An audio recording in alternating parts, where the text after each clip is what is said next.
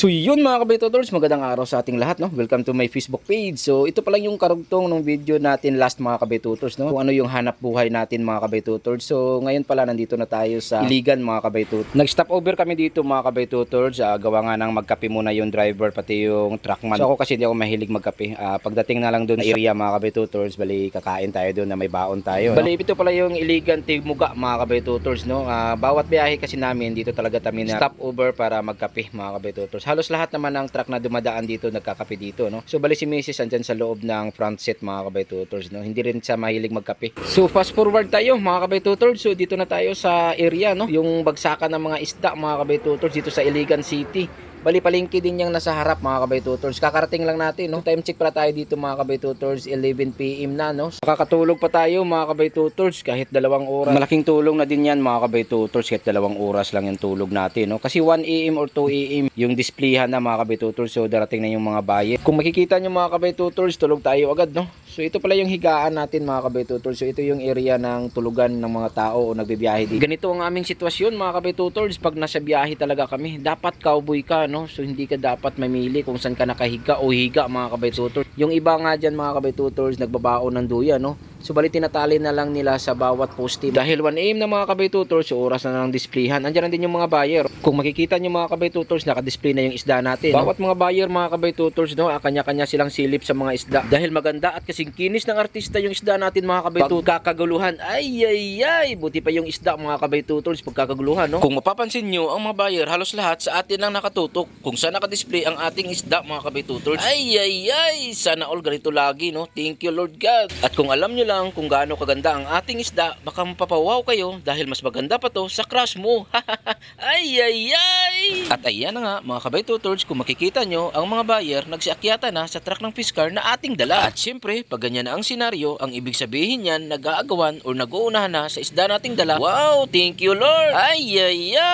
Kaya sa ngayong biyahe natin, mabilis na ubos ang isda nating dala. Hindi man ganito lagi, pero ayos na din. Kasi minsan inabot kami ng umaga, kaya pag ganyan, dito na kami mismo kakain ng agahan. Dati nga mga kabaytutors, hindi naubos ang isda namin, kaya dito na din kami natulog at nagpalipas ng gabi. Dahil pagdating na naman na madaling araw, panibagong display na naman. Halos lahat naman mga kabaytutors nakaranas ng ganyan. Yung iba nga inabot ng 3 araw, kaya hindi po madaling magbinta ng isda. Buti na lang talaga dahil si Mrs. marami ng suki dito. Matagal na kasi siya sa ganitong gawain. At dati-dati pa bumabiyahe na siya. At hindi lang naman dito mga baytutors, kahit sa ibang lugar na biyahe din siya. Kung saan ang bagsakan ng isda, umabot din siya sa Davao, Surigao at iba. Balik na tayo sa ating subject. Baka kung saan pa tayo mapunta, malas kung mapunta ka sa maling tao. ay.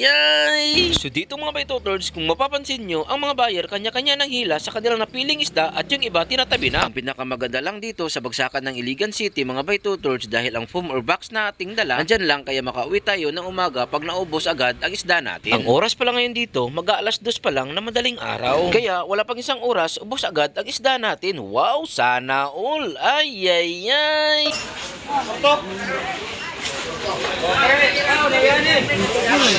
Ang burot ni mga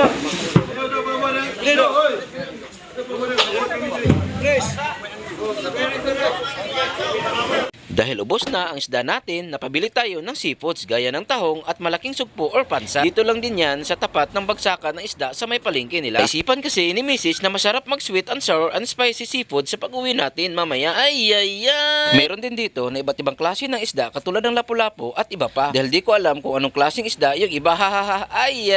Paminsan below na lang mga baytutors sa may alam. Iba talaga pag may alam. Dahil nakaramdam na ako ng gutom, matik na yan. Kainin na natin ang baon nating itlog at kanin na may kutong. Bali ito kasi ang sobra nung kumain kami kahapon ng hapon. Ganito po talaga ako mga kabaytutors, pag nabiyahe nagbabaon talaga ako. Nakakatipid ka na at higit sa lahat di ka pa malipasan ng gutom. Ay.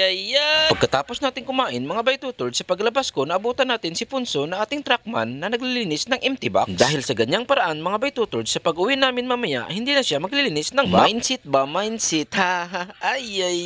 At pagdating namin mamaya para diretsyo na sa pagpark ang Fiskar. Gaya ng sinabi sinabi ko kanina, mga bay tutors, mabilis tayo makauwi pag naubos ang isda natin. Dahil andyan lang din ang box natin at hindi na napapalayo mga bay tutors. Ang diskarte kasi nila dito, nilipat nila sa may banyera. Sana all may diskarte. Ay.